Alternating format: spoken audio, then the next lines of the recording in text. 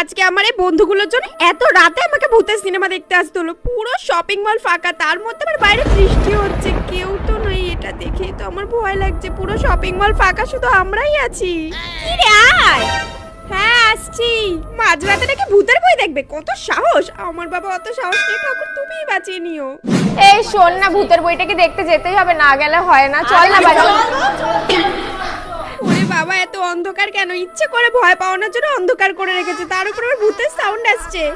আরে আয়। আমি যাব না ভাই, তোরা যা। আরে ভিতর টিম কিচ্ছু হবে না, চল। হলের ভেতরটাও কেমন অন্ধকার করে রেখেছে, আজকে আর ভূতের হাত থেকে কেউ বাঁচাতে পারবে না। হে ভগবান, কেন যে আসলাম। আমি একটা কাজ করব, চোখ বন্ধ করে ঠাকুরের নাম করব, তাহলে কিচ্ছু হবে না। ওরে বাবা রে, হে বাচ্চাগুলি তুমি রক্ষা করো। কি রে, এত ভয় পাওয়ার কি আছে? ভীতু কোথাকার। ভয় পাবো না, দেখ একবার। দরকার নেই বাবা, আমি এই কচি বয়সে হার্ট ফেল করে মরতে চাই না। বেঁচে থাকলে অনেক ভূতের বই দেখবো, পালা।